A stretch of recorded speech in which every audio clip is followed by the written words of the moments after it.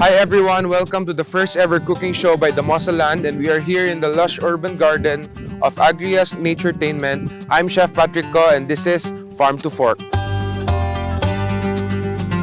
Agriya is the mixed-use property development of Damosaland, of which main theme is centered on agriculture. Dito nyo makikita ang iba't ibang gulay that you could grow in your own yard because that's what they are promoting here, urban farming. So we're here at Agriya's urban garden, about to pick vegetables that we'll be preparing later.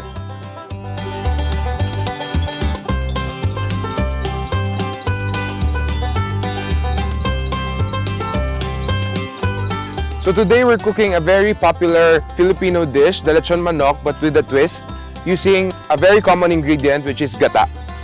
So we'll start off with searing our chicken that's gonna be used for our dish.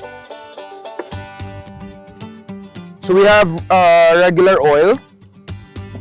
You have to heat this up till it's smoking, so you're gonna get a good sear out of your chicken.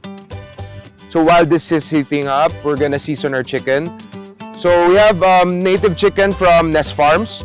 So already cut into adobo size or quarter cuts. We're gonna season it with just salt and pepper.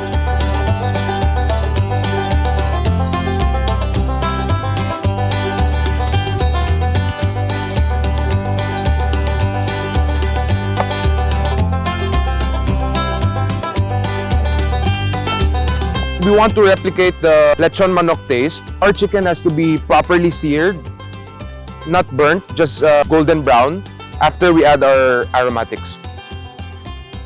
So now our pan is hot, so we can start adding the chicken. Just a tip, don't add your chicken at the same time so you won't lower the temperature of the pan, because you really need to have a crust on it. So let's start. When searing chicken, guys, it's best to sear skin side down first.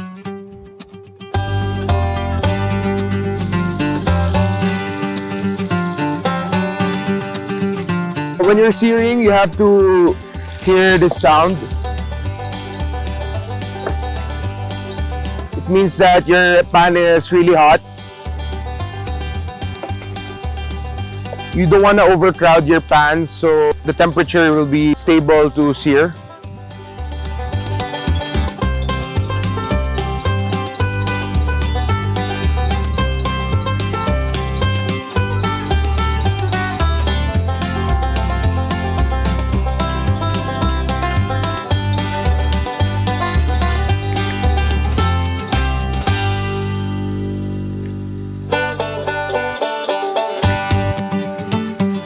We're just gonna sear this for around 2 to 3 minutes per side. You'd know it when it's ready if it's golden brown and the skin is crispy.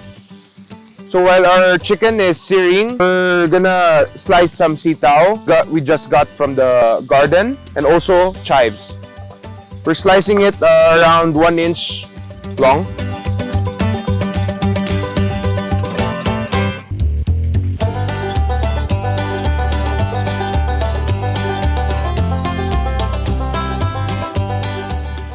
Right here we have garlic chives. We're just gonna mince this.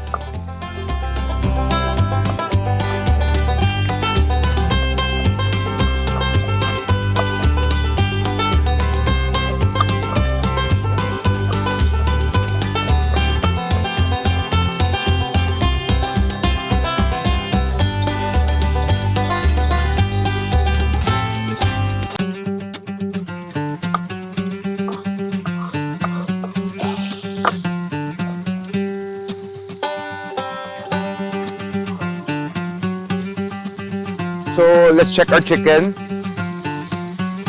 Yan, ang ganda.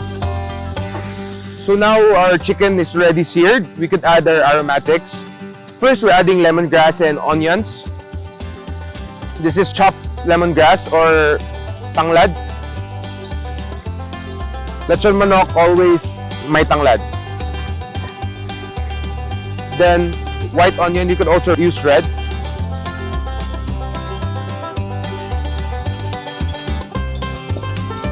Then we're just gonna let this saute for another 2 to 3 minutes.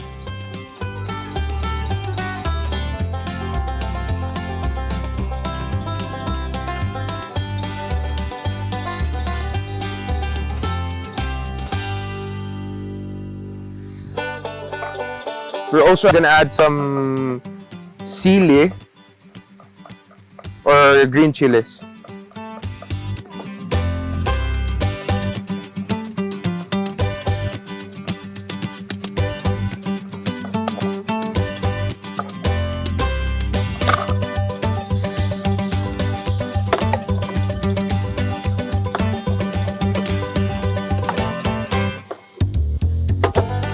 Okay, finally, we're gonna add our garlic.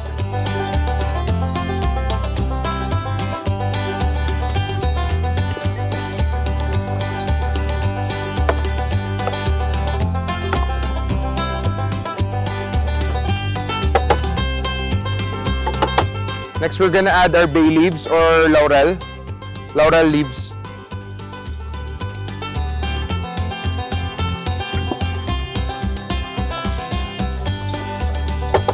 So right now we're gonna add our bell peppers.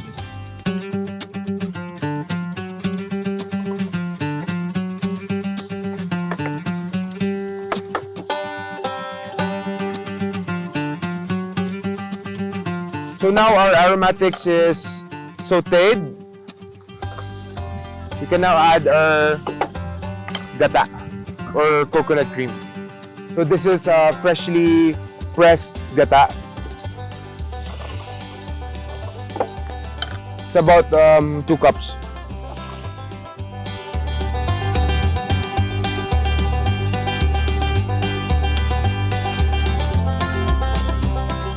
So we're gonna let the chicken simmer in coconut cream. We also have sitaw okra, which we're gonna add on the last part so it wouldn't be mushy. From here, we're gonna add our butter. It's around 2 tablespoons of butter. More butter, more flavor.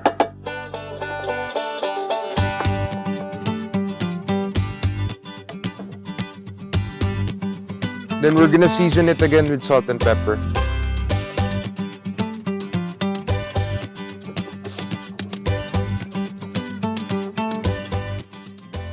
Then we're gonna add around half cup of water.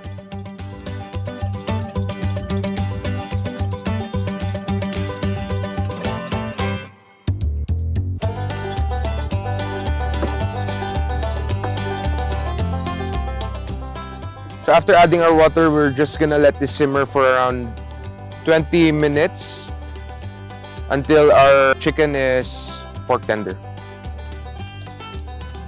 Also gonna add a little bit of brown sugar.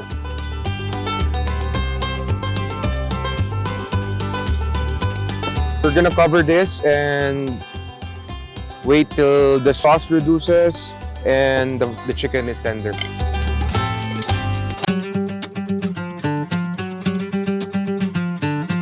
So I'm quite surprised and amazed with our native chicken because native chicken parang usually it's matigas eh.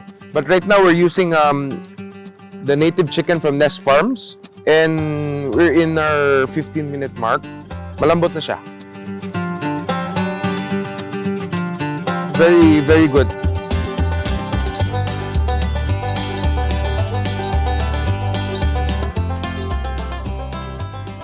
So now our chicken is tender and our sauce is already reduced. We're gonna add our okra, sitaw. We add this in the last part para hindi siya yung mushy. We're gonna cover it back for another 1 to 2 minutes. It's just really smelling very nice. It's now ready. Our vegetables are al dente, our chicken is tender, and our sauce is already creamy, so it's time to plate.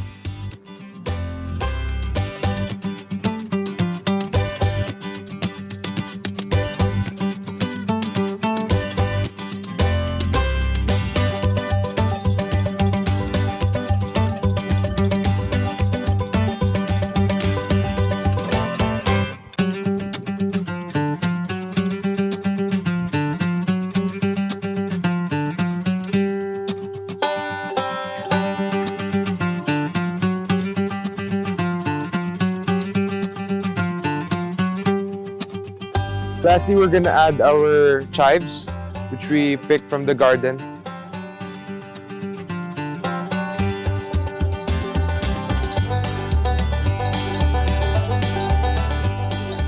So time to taste our Ginataang Lechon Manok.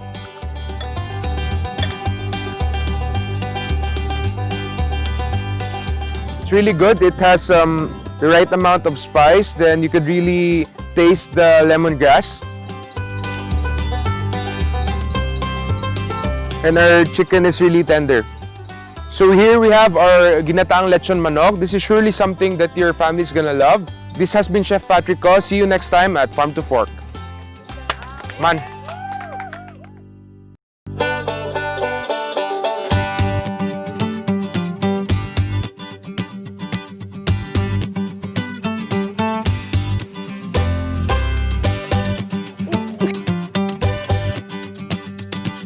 Big vegetables that we